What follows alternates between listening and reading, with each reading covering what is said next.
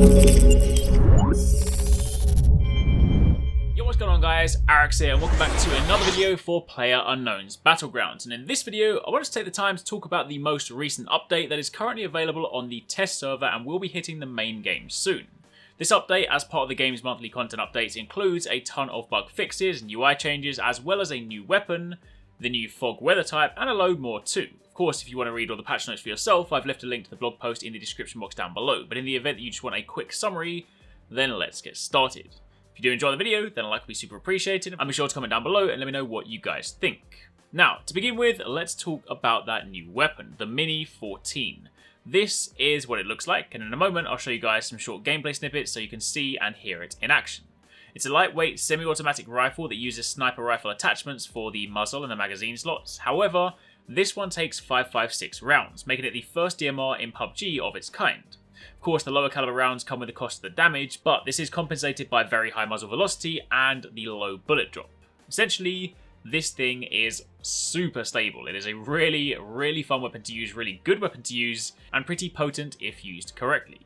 And it doesn't end there. This is also a normal loot weapon. One of the biggest gripes with the past few updates was that all the cool new weapons were confined to crates, so they didn't get anywhere near as much use as the other weapons. However, the Mini-14 will spawn in the open world, meaning you can loot it like all the other weapons you normally do.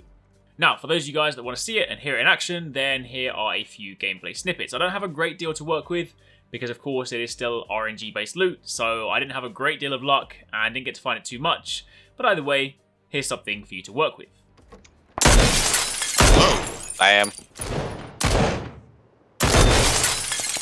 They're outside the zone. He's outside the zone. Go on, get him. I have 400, 556, Yes, I don't need to. I'm alive. Tag once. Tag twice.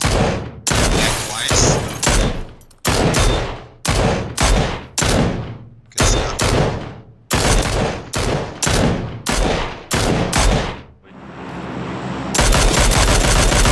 Whoa. Oh my god. Yeah. Does anybody have an assault rifle? I have Now, moving on from there, something else super cool is the addition of the new fog weather type. You can see some gameplay of that in the background. It's worth calling out that in the test server they cranked it up so that this weather type was present a lot of the time for testing purposes, but in the full game it'll be classified as a rare weather type, so you won't see it too frequently. As you'd expect, the fog makes it exceptionally difficult to see, especially at long ranges, and it's also kind of spooky. I was just running around Primorsk with one other player, and the silence paired with the fog made for a pretty spooky setting. But as someone that genuinely enjoys different weather types, I'm pretty sure I'm one of the few people that actually likes rain. I'm super excited to be able to play some proper games in this new weather type. Now, in addition to these two new features, they did give us a quick update on the vaulting feature that they're working on. It is still coming, they are working on it, but it's not quite there just yet. Here's what they had to say. We're aware that many players have been looking forward to trying it out. Our action and gunplay lead has addressed this in an interview, but there are some challenges to introducing this feature as soon as people are requesting. First of all, our vaulting system is not built on predefined objects or locations in the map. There are tens of thousands of objects that should be vaultable or climbable in the map. To perform the action, the geometry and properties of each object have to be dynamically detected and analysed. The algorithm is quite complex and requires rigorous testing and fine-tuning of the map. Testing it for only a couple of days before deployment on the live servers won't be enough for us to identify all the bugs and the side effects. Therefore, we're planning to test it for a longer period of time in early November. If needed, we may roll it out to the test servers for a certain amount of time before November, but until then, we'll be working on the feature internally. Please stay tuned for any updates and testing schedules on vaulting. So, as and when we hear more, I'll definitely be sure to keep you guys posted. I definitely can't wait to finally have it in game, and it'll certainly make getting out some of those sticky situations a little bit easier. Now finally, I just want to call out some of the most important changes from the patch notes. Again, if you want to read the whole thing for yourself, you can check that out down below, but going over some of the gameplay and UI changes, they've added a new option to change your crosshair colour. They've added a new double tap feature in the control options for leaning. They've added new options to improve the visual effects from going from free look to the character's line of sight. They've added new keybinds for using consumables. Teammates' names will now represent their current posture, so whether they're standing, crouching or prone, which is going to be kind of handy. They've added a new keybind to mark your current position on the map. They've also made it so that you can press the spacebar to center the map around your character's location. So if you're zoomed in on the map and you're sort of scrolling around, you can then open it up and just press space and it will center directly on you. They've also added a new keybind to use the consumables in the order of medkit, first aid, and bandage, which is default set to -. They've added a new feature to reset the zeroing distance using the mouse wheel click, which should be kind of handy, especially if you're kind of going to the very top end on some of those snipers. They've adjusted the balance of several weapons. The crossbow has had its reload speed increased by 35%, and the Tommy gun has been removed from care packages and has become a world spawn, and it now supports attachments like the silencer, vertical foregrip, and magazines.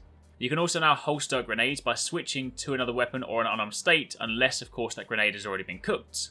The firing mode of weapons will now remain consistent with the firing mode that was selected after dropping that weapon and picking it back up again. And they've also adjusted animations and the balance of throwables. So they've decreased the fuse time on a flash grenade to 2.5 seconds. They've increased the lethal and injury ranges of the frag grenade. They've improved the animation for throwing grenades to allow for increased speed and more accurate trajectories. But in turn, they've also decreased the visual trajectory distance of throwables. Cooking grenades is now manual, which is by default set to R. And you can also now toggle the throw mode between overhead and roll, which is by default set to right mouse click. And finally, the movement speed of a character affects the trajectory of the throwables. So if you're sprinting and you then throw it, then of course you can get a slightly different trajectory to if you're standing still and throwing from there.